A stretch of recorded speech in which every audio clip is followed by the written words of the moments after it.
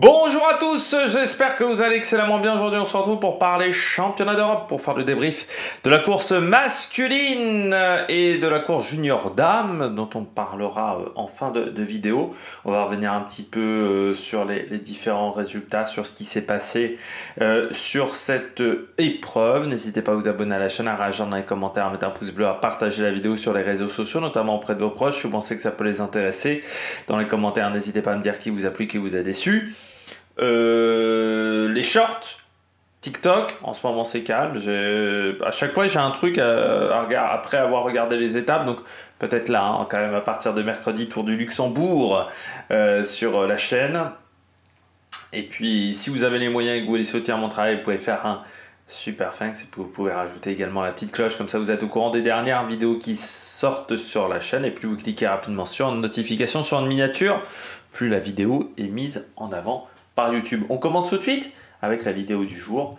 Et eh bien oui, c'est championnat d'Europe. Vous voyez là les abandons. Je vais vous montrer dans quelques instants le vainqueur de cette course, mais je pense que vous le savez déjà en voyant la miniature. Parmi les abandons un petit peu surprenants, eh bien, vous avez Aberastouri, par exemple, qui n'a pas fini la course. On aurait pu s'attendre à ce qu'il aille au bout. Jonas Abrahamsson, qu'on n'a pas vu à l'attaque et qui était très présent. Les deux concurrents portugais, Ivo Oliveira et Yuri Letao, qui étaient dans les échappées et qui n'ont pas eu de chance qu'à chaque fois, il y avait un Français qui ne voulait pas collaborer dans ces groupes-là. Et puis voilà, c'est les plus gros noms du côté des différents coureurs qui ont abandonné sur cette course. Donc, on commence tout de suite avec le vainqueur du jour, Tim Merlier. Impressionnant Tim Merlier parce qu'il crève quand même à 100 bandes de l'arrivée. Alors vous allez me dire c'est loin de l'arrivée, sauf qu'à ce moment-là, Van Der Poel vient d'attaquer. Donc ça roule fort. Vous avez Van Der Poel qui a fait la première attaque, on vient de récupérer l'échappée au final. Donc c'est vrai que là tu te dis, ouf, pour Tim Merlier, il va falloir qu'il fasse un gros effort. Et ensuite, après avoir fait un gros effort, en plus à ce moment-là, je crois qu'il n'y a pas vraiment de Belges qui l'attendent, je me dis, si ça continue un petit peu à attaquer de toutes parts, ça risque de d'être compliqué pour Tim Merlier de revenir dans le peloton. Et puis après, même s'il revient dans le peloton, est-ce que le peloton n'aura pas été distancé par un groupe? Parce que c'est vrai que là, la course était très animé à ce moment-là, et non, il arrive à revenir dans le peloton, et puis après, sur cette course-là, il fallait se cacher le plus longtemps possible. On l'avait vu déjà avec les filles, Vibus s'était caché jusqu'au bout, il fallait se cacher très longtemps, et on l'a vu notamment du côté des Belges, qui n'ont quasiment jamais pris d'échappée. Alors on savait que leur objectif c'était plutôt d'aller vers un sprint, mais en fait si tu regardes bien du côté de l'équipe belge, il n'y a que Edward Tons, je crois, qui était à un moment dans une échappée. Ce qui fait que, voilà, même un Tim de Klerk ou un Lorenz Rex n'ont pas pris les échappées. On est resté très focus autour de son leader, autour de Tim Merlier. C'est ce qui fait la différence par rapport à une équipe française, notamment. Là, du côté des Belges, on est resté vraiment concentré autour des deux sprinteurs principaux qui étaient Merlier et Philipsen, parce qu'on nous avait dit que Jordi Meeus serait plus là dans un rôle de lanceur. Et à la fin, quand Merlier lance, l'avantage c'est que les Belges sont pas embêtés. Merlier il lance pile au bon endroit. Son avantage c'est qu'il n'est pas du tout gêné par d'autres coureurs. Il n'est pas obligé de contourner, contrairement à ce qu'est obligé de faire le coureur estonien, Michels. C'est ce qui fait la grande différence. Pour Tim Merlier, il n'est absolument pas gêné. Et puis après, c'est la puissance de Merlier qui parle. Et c'est quand même un coureur qui a gagné 3 étapes sur le Giro cette année et qui est quand même très costaud. Et puis surtout, il a eu l'avantage, c'est que du côté des Italiens, on était loin. Donc ça fait... voilà, il se retrouve pas à être obligé de lutter face à Jonathan Milan. Lui qui avait couru après le Tour d'Italie, il avait fait le Tour de Belgique, notamment le Tour de Pologne. Il avait abandonné le René 8 Tours très vite, dès la deuxième étape. Abandon également sur la Bemmer Cycling Classic, pardon. Donc là, ça fait du bien de le revoir avoir un résultat, ça va lui redonner un petit peu de confiance. Et puis, beau palmarès quand même. Du côté de Tim Merlier. Puis surtout cette année, je sais plus c'est combien de victoire. Est-ce que je vais avoir victoire par saison? Tac, statistique by season. Voilà, 14e victoire, donc c'est sa saison la plus prolifique dans sa carrière, plus que l'année dernière. Et ça fait 2 saisons au-delà de 10 victoires par an, ce qui est quand même assez impressionnant. Et puis vous voyez, 19 top 3, 25 top 10, donc sur 50 jours de course, 64 jours de course, un petit peu plus. Donc c'est vraiment très très impressionnant de la part de Tim Merlier, ce qu'il arrive à faire cette année. Mais une équipe de Belgique qui a su rester en bloc autour de ses leaders. C'est dommage, Philipsen passe pas très loin de la 3e place, mais son adversaire estonien arrive à rester devant sur la ligne, mais ça s'est joué vraiment d'un boyau. Mais oui, Merlier vraiment trop fort pour cette course. Deuxième, Olaf Koy. Il y avait 2 leaders du côté de cette équipe, Van Der Poel et Olaf Koy, ce qui fait qu'on a tenté avec Van Der Poel. Comme je vous le disais, il attaque à plus de 100 km de l'arrivée Van Der Poel. Il a retenté à plusieurs reprises, notamment à un moment il est dans un groupe avec Van Poppel, avec Hugo Page, il est dans un autre groupe aussi avec Christophe Laporte.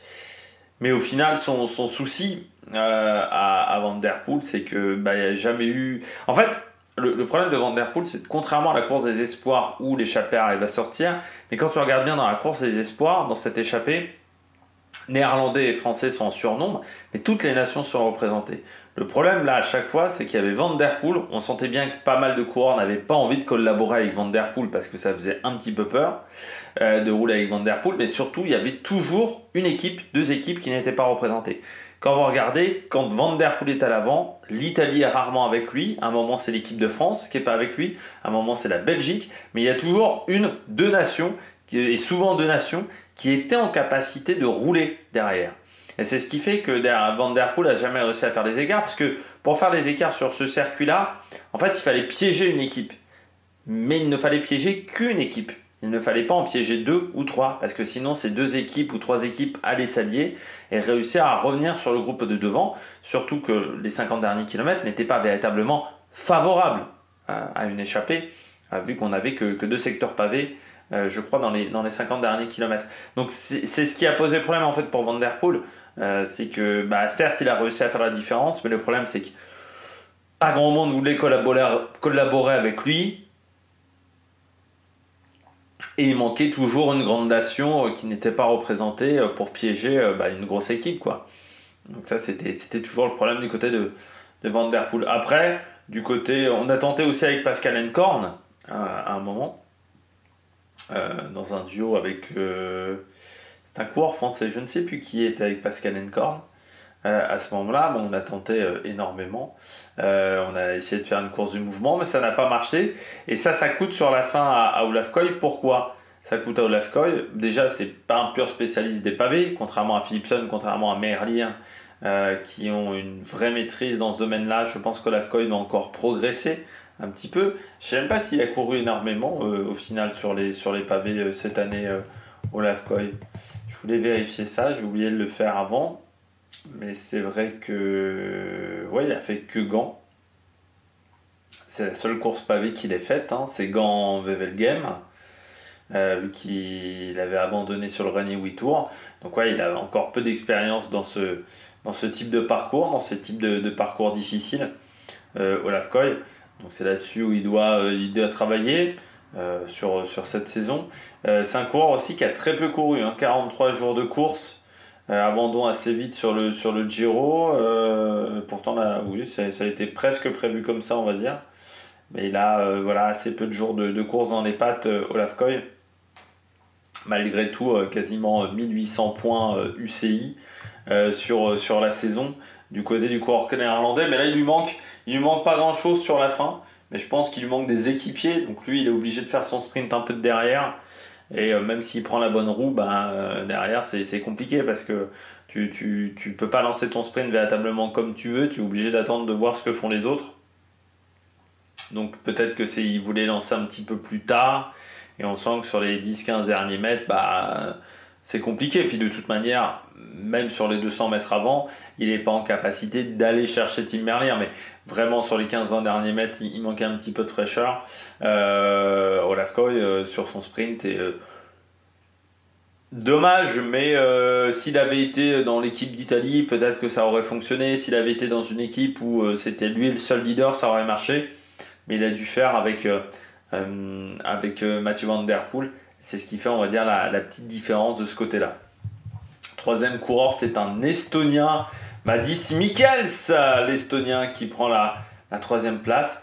Petite surprise de voir Madis Mikkels à ce niveau-là, surtout qu'il y avait quand même du monde face à lui, coureur d'Intermarché, qui a fait deuxième d'une étape du Tour de Wallonie. Par exemple, cette année, il n'a aucune victoire sur cette année chez les professionnels, même s'il y a eu des résultats sur les classiques, notamment sur Paris-Roubaix et sur le Shell des Prize, mais il n'a pas eu de victoire. Et vous voyez, même sur son Tour de Nonder, il y a un seul top 10, ce qui n'est pas exceptionnel sur une course comme le Tour de Nonder. Sur le Tour d'Italie, il est à 3 top 10 seulement. Donc c'est vrai que faire un résultat de ce type-là sur un championnat d'Europe, c'est assez surprenant. Ça reste un très jeune coureur, 21 ans. On sait que c'est un sprinter qui est talentueux. Et bien là, il l'a montré, et surtout, il a montré, quand on lui donnait les clés du camion, qu'il pouvait faire de belles choses. C'est vrai que chez Intermarché, vous avez toujours d'autres sprinters. Et c'est vrai que souvent, Madis Mikkels travaille pour Gerben Tyson, pour aussi Guermeil. Et là, il a montré vraiment un très beau résultat. Ça n'a pas dû arriver souvent à l'Estonie d'avoir ce type de podium. Et puis, il faut le dire aussi que du côté de l'Estonie, on avait du monde au départ. 6 coureurs au départ, ce qui n'est pas anodin. C'était pas le quota maximal, mais c'était un beau quota du côté de l'Estonie. C'est vrai que sur des championnats du monde, c'est un petit peu plus compliqué parce qu'ils partent avec moins de monde du côté de l'Estonie. Et c'est là où ça a peut-être fait la différence également autour de Madis Mikkels. Puis on avait emmené du beau monde pour l'emmener, mais il n'en a pas eu besoin.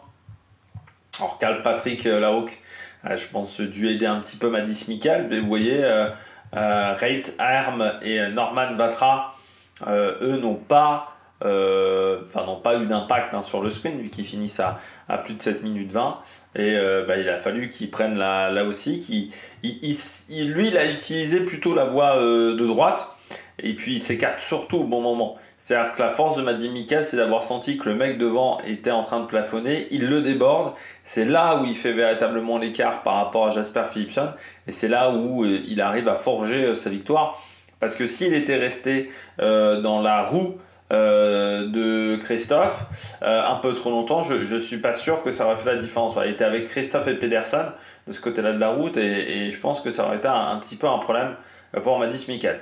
Bon, quatrième, Jasper Philipsen. On misait pas que sur lui. Et voilà, il est battu par plus fort, tout simplement. Mais encore une fois, le bon résultat de l'équipe de Belgique. Christophe 5e. Toujours là, Alexander Christophe, déjà champion d'Europe.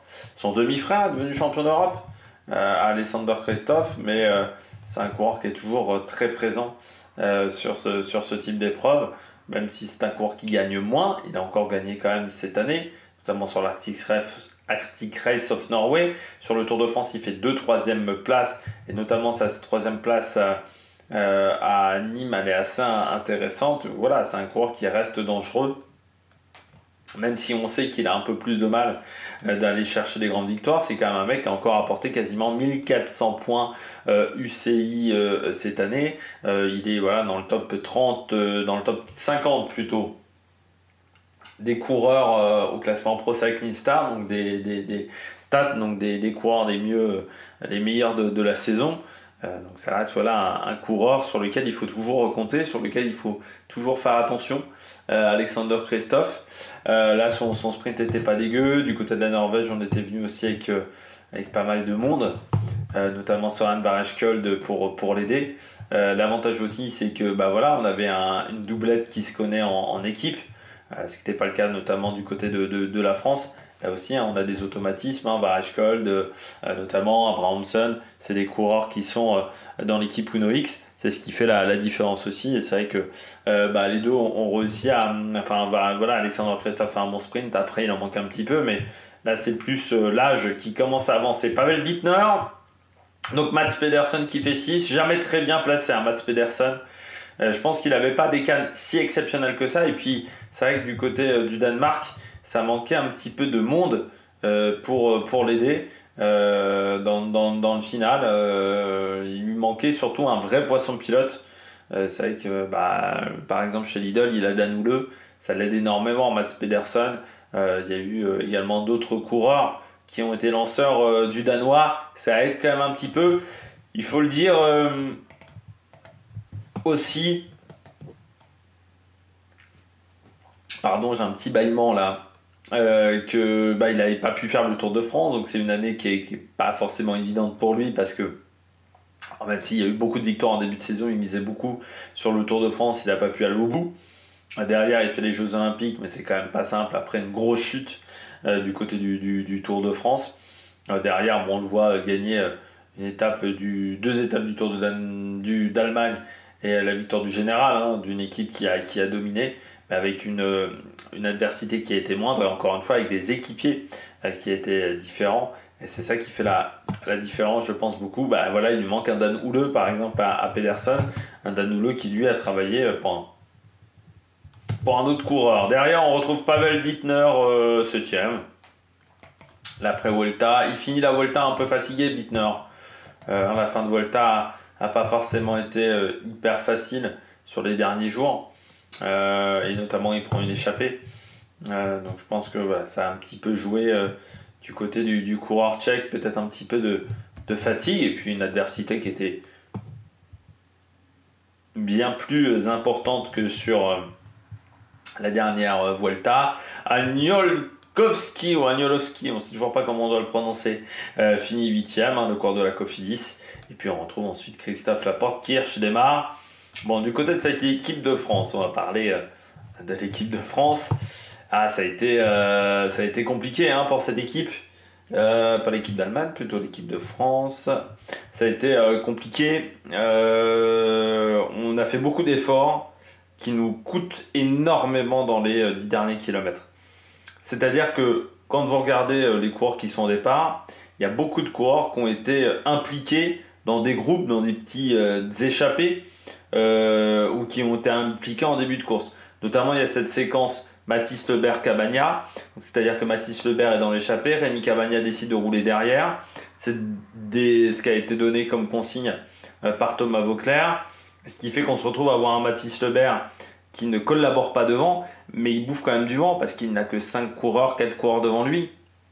Il n'a pas un peloton complet devant lui. Donc est-ce qu'on n'aurait pas dû plutôt dire à Mathis Lebert d'entrée, on ne veut pas que tu prennes l'échappée et tu collabores avec Rémi Cavagna, parce que je trouve que alors, je comprends quelle était l'idée, mais je trouve que c'était pas bien réalisé. L'idée, c'est qu'ils ont regardé la course des espoirs et ils se sont dit, et ils ont regardé la course féminine. Ils ont vu la course féminine, le rythme est pas exceptionnel, si exceptionnel que ça dans les 2 premières heures de course. Et bon, voilà, ils ont vu que c'était très dur quand la course était cadenassée de faire la différence. Donc ils se sont dit, du côté de la course des espoirs, ça a roulé fort sur les 2 premières heures de course, qui a créé de la fatigue, et ce qui a permis de créer les petits groupes ensuite derrière.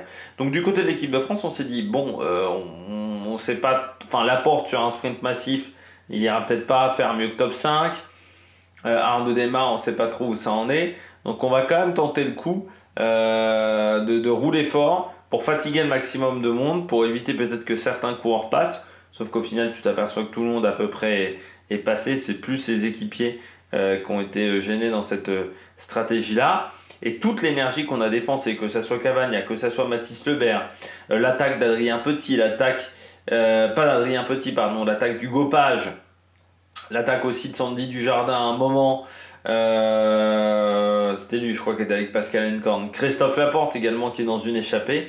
Eh bien, c'est de l'énergie qui nous manque dans les 10 derniers kilomètres quand il faut placer les leaders. Surtout qu'à plusieurs reprises, nous avons été également dans un faux rythme.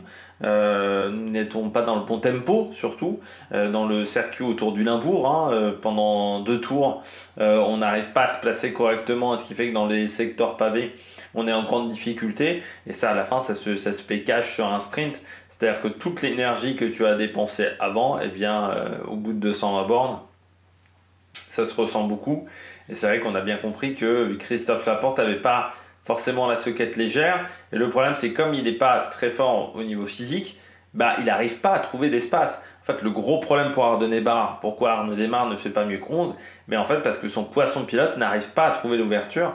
Et quand votre poisson pilote n'arrive pas à trouver l'ouverture, alors soit il décide de se relever et ensuite vous devez vous débrouiller seul, bah, soit il vous gêne. Et Arnaud Desmar a été gêné par Christophe Laporte. Alors de toute manière, où était placé Desmar à 500 mètres de l'arrivée, il n'aurait pas gagné ses championnats d'Europe. Mais bon, il aurait peut-être pu faire 6e ou 7e. Là, il fait 11e, c'est un petit peu dommageable. Et du côté du reste des coureurs, oui, bah, on a dépensé beaucoup d'énergie, mais pas forcément la bonne stratégie, je pense. Du côté de Thomas Voeckler, il a voulu que le début de course soit rapide, soit fatigant, soit éreintant pour la suite de la course.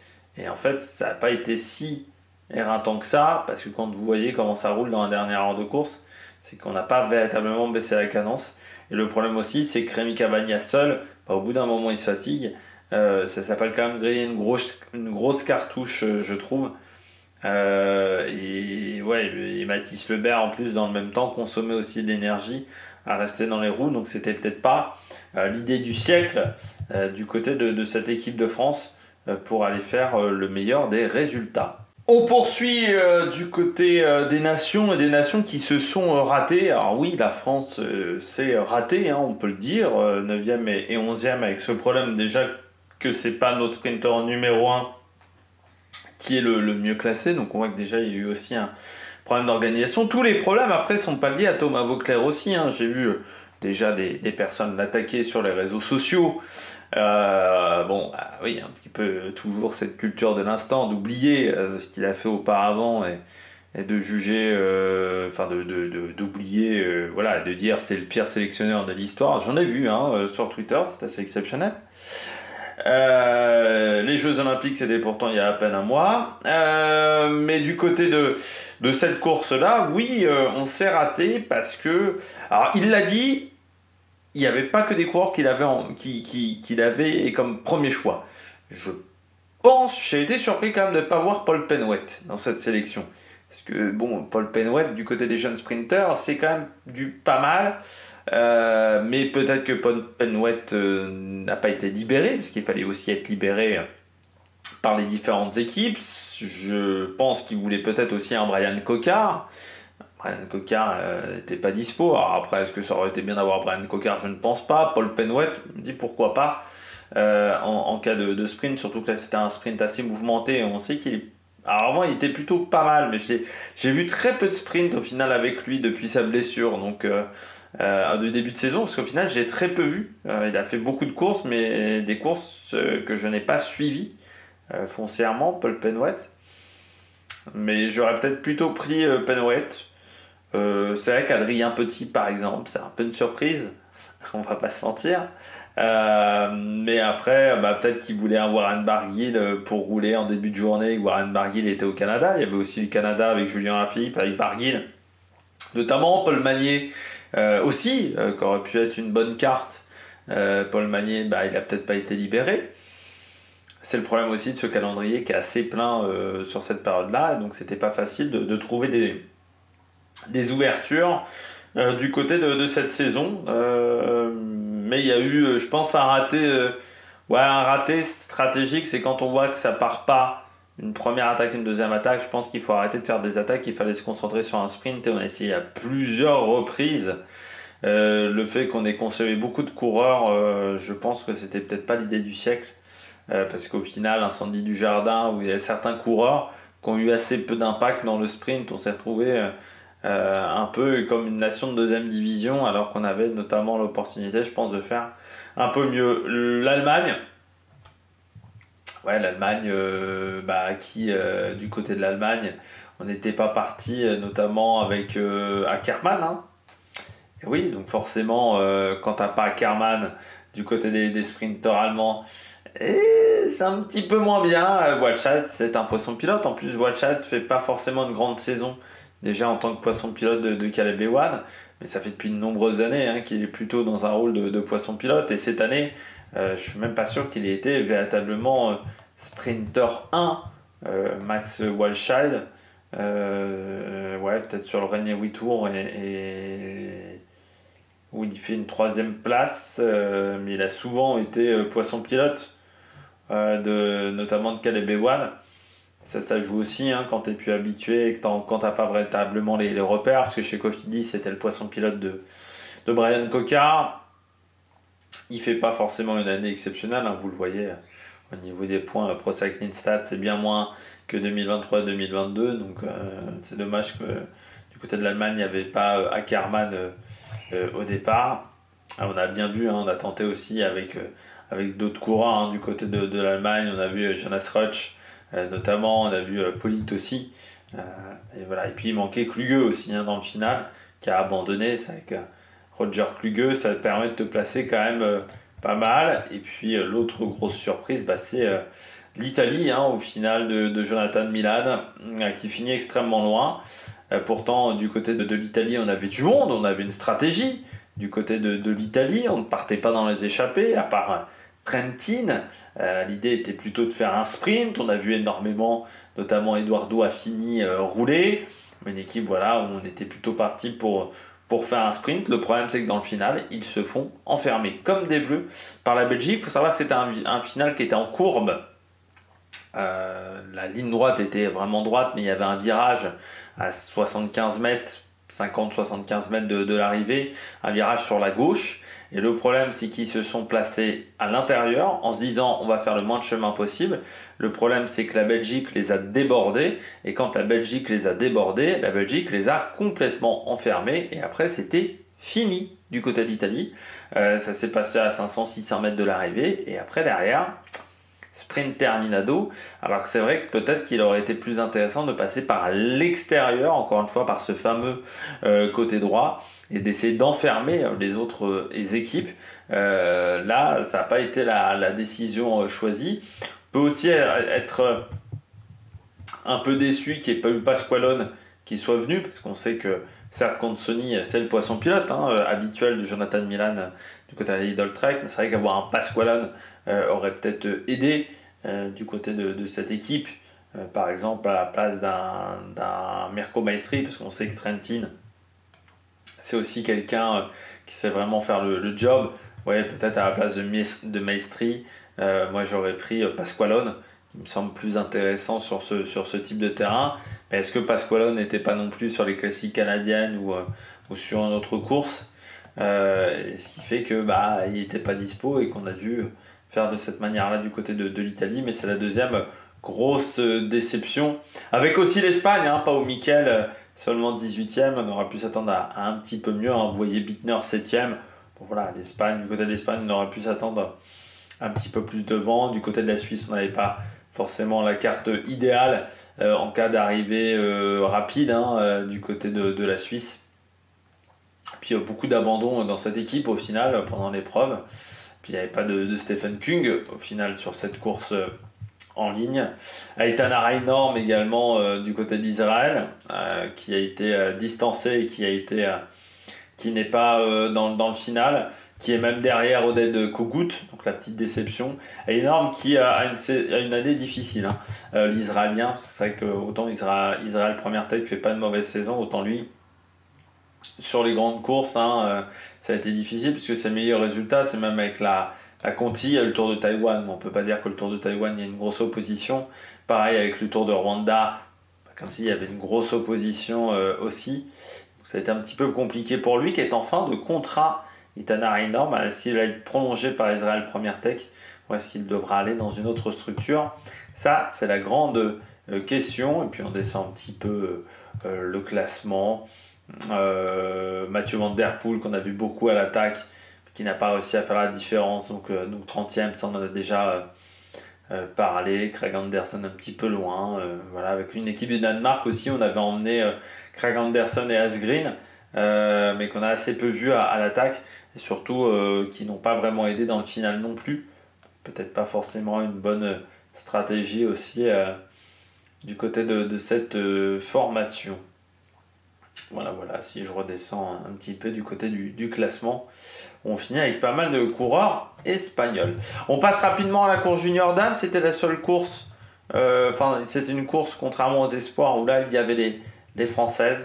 Donc ça s'est fini au sprint sur un parcours qui tournait autour de Hasselt, hein, comme l'épreuve espoir dame.